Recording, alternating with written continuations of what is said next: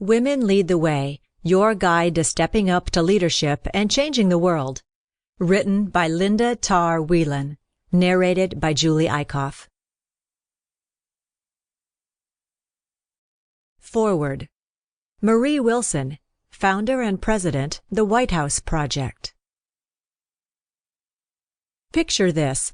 A problem of vital importance emerges in your community, and you are asked to gather a team you deem essential to its solution. Then, you are told you can't use half of the collected intelligence. That is basically the problem we face in politics and boardrooms across America.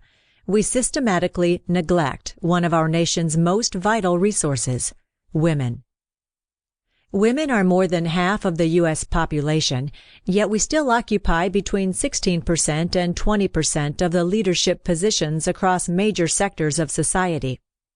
Research consistently shows that when women lead side by side with men, more alternatives are offered, more skill sets are used, and more out-of-the-box thinking occurs from both genders.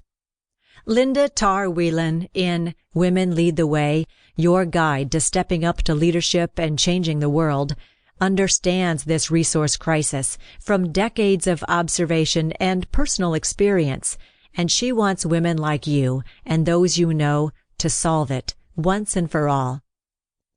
Linda's 30% solution advocates for truly balanced leadership, with women holding at least 30% of the seats at any power table. This percentage keeps the focus off gender and on the agenda.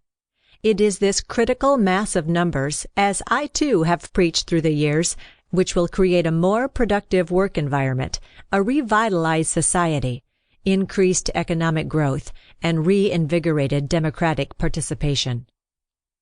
What most people don't know, Americans often think women already run the world, is that we fall further behind every year.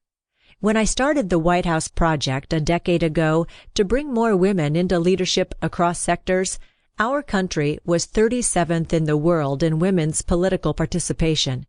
We are now a pathetic 69th. Norway, as an example, is far ahead of us. That country passed a law requiring that publicly traded companies have at least 40% women on their boards, and if these firms failed to do so by the deadline, they were fined. Guess what? They met the deadline.